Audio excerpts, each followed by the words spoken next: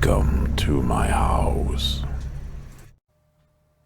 Greetings and salutations, and welcome to the House of BTS, the house that goes beyond the supernatural. I am your host, Stephen Dawes.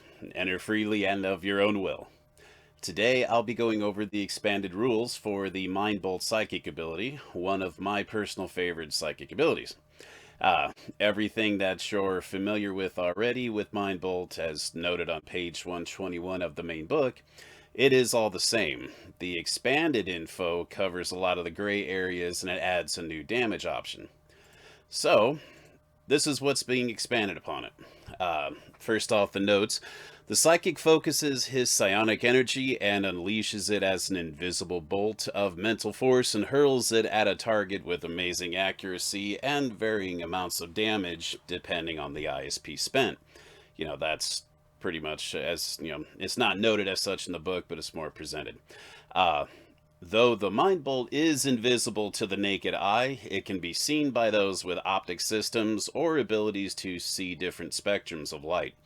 This includes infrared, ultraviolet, and passive night vision mechanical systems, as well as being able to see the invisible via psychic abilities, magic, or natural ability. As you might expect, it appears as a bolt of white energy. This is actually a pretty important note. Previously, really, I think under previous notes, Mind Bolt had no real information like this. Almost as if to say, it was this invisible bolt that you could never see coming, and therefore you really couldn't dodge it or even know it was coming at you. Which brings me to the next part, which was something that I had lobbied and worked with Kevin on this, as I'm happy to say I kind of helped him do some tweaking and such on the rules with this. It There is a note here. If it can be seen, the person can try to dodge or parry the blast, but suffers the usual penalties for dodging any gunfire or energy blasts. AKA none of the character's usual dodge bonuses, and there is an additional -10 to dodge. It's nice that that ability, or that you have the ability now to dodge or parry it. It, I don't know personally that a lot of characters really get into that, and again, you have to have one of the abilities to do it. Whether again, if you can see, use the see the invisible ability, which to me that's a nice add-on because see the invisible really doesn't get a lot of play in the game unless you're more or less looking for uh, ghosts or invisible beings and astral travelers and such. So this kind of adds on something of a tactical edge to see the invisible that really hasn't been there before. So I personally dig it. And also those who have night vision goggles or can see the infrared or ultraviolet or have the passive night vision, you could see it coming at you as well. So it's a nice note. Gives a little more versatility to the ability. Another note that has been added to it is that this is a physical energy bolt created by psychic energy and force of will. And as such, it inflicts physical damage upon whatever it strikes, whether it is a human being or a physical object like a computer, a table, body armor, vehicle, wall, tree, and so on. I did have a character once who wanted to make sure that somebody couldn't read something off a computer. He did actually use this ability to bust the monitor that that the other party was looking through. So I have already kind of had it where it was a physical thing, and I think it was kind of always written that way. Um, well, or at least more or less implied. But now it has been officially noted out. Uh, the line of sight, or you have to have line of sight to in order to be able to strike the target with any measure of accuracy. This is another note, that's a good note that's been added to it. Firing off a mind bolt blind means no bonuses apply, and in addition, it is -10 to strike. This applies whether the psychic cannot see due to darkness or fog or being blindfolded or any other reason. Firing blind is dangerous because the energy will hit something within range, which could be a friend, an ally, innocent bystander, or a valuable item or piece of equipment. However, if the blinded psychic knows his target is directly in front of him or to his side, especially if the target is touching him, this might include objects like a rope or a chain that binds the character. The additional penalty for being blind is reduced to only -3, not -10. this is filling in a lot of gray areas that have been with this, that have been with this ability, forever. Um, the bonuses to strike that you're familiar with is the same. There's the automatic +4 to strike. Adding 10 ISP increases it to +6. And again, you have to be able to see the target for the bonuses to apply. Up next, the amounts of damage. As some of you may recall, or if you're looking at the book, you have a different range of damages that you can do depending how much inner strength you put into the abilities. So all of those, the 6, the 12, 20, and 40 ISP, they're all still there. The damages have been tweaked to reflect a little better on the map. And I'm also happy to add that there is a new 9 ISP option to place into it. So 9 ISP will do 2d6 damage to supernatural beings, as well as 3 points of damage to humans, animals, or physical objects. Some of the notes here, like, the 6 ISP will do 1 damage point to humans, animals, physical. When you go to 12 ISP, it's 3d6 to supernatural, 1d4 plus 6 to humans, animals, so on. The 20 ISP will do 66 still to supernatural beings, but it does 1d6 plus 3 to humans, animals, physical objects. And finally, if you're doing the big 40 ISP, it does 1d6 times 10 plus 4 damage to supernatural beings, as well as, and it also does 2d6 plus 6 points of damage to humans, animals, or physical objects. So the numbers on the mortal side of things have been tweaked, a little bit higher, and a little more in current with the math of, as you gradually increase the amounts of damage. There is a new note about ley lines and places of power. Ley lines does increase the range by 50% and adds 1 additional die of damage. This means that if you're only spending 6 or 9 ISP as an attack, it does no extra damage against mortals or animals or physical objects.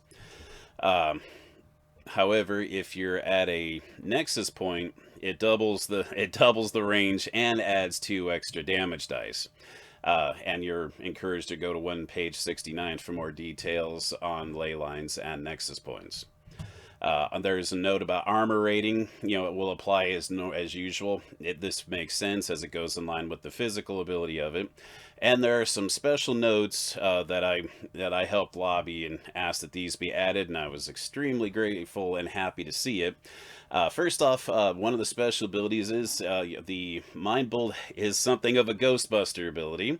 The nature of the Mind Bolt energy is such that it does damage to ghosts, entities, elementals, and energy beings. This was more or less implied with most notes have it that psychic abilities and magic abilities affect the supernatural the same, but it's nice to see that is specifically stated now in the ability itself. There is a note about astral beings and travelers now, where a Mind Bolt can be used in the astral plane against astral beings, astral travelers, and other things located in the astral plane. However, an astral being or traveler or psychic in astral form cannot use Mind Bolt against a person or any target located in the physical world while he is in the astral plane or in the astral form. This really was another one that was more or less implied but hadn't really been expressed before. It's now in black and white. If you're in an astral ability, you can affect astral beings. In your astral form, you cannot attack physical beings with this ability. It more or less makes sense. Finally, this is a new one, and I'm really glad this got added. I lobbied pretty hard for this. The Mind Bolt ability is now available to psychic healers for the cost of 2 healing powers. A psychic healer may select Mind Bolt as a means of psychic defense against the supernatural, but it counts as 2 of the Psi healer's psionic ability selections. Just as psychic healers are able to battle the supernatural by performing an exorcism, they are also able to select and use the Mind Bolt psychic power. However, a Psi healer's Mind Bolt is only effective against supernatural beings. No damage is done to humans or animals or physical objects. There is a note that's included here that if allowing a psychic healer to select Mind Bolt is entirely up to it is entirely up to the GM. If you think it'll interfere with or unbalance your game, do not allow it.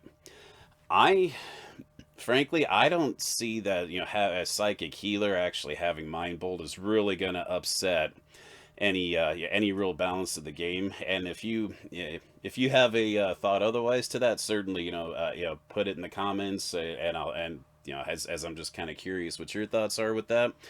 But normally one of the things that I run into, one of the upcoming source books that I have in the works is going to be centered around ghosts and entities and invisible beings and such like that, spirits and what have you. And I've been practicing more and more with with said ability, beings in my game. And one of the situations that I'm running across with psychic healers, again, to me, they're arguably the most important, psychic in the room. Being able to heal is its own superpower in and of itself.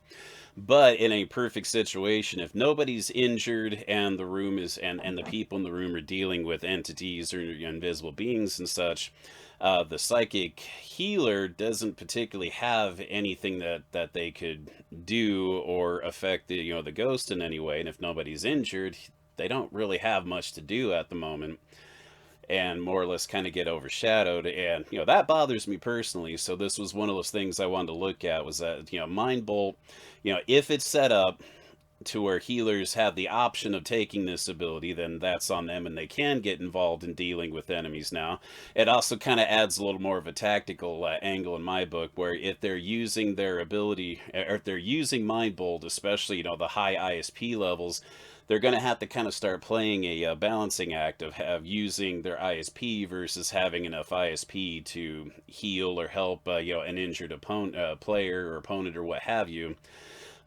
in the process. So I personally think it adds a lot, a little more dynamicness to the healer. I don't see it where it's ever going to be a where it's ever going to interfere, become a something that's going to unbalance the game in any way.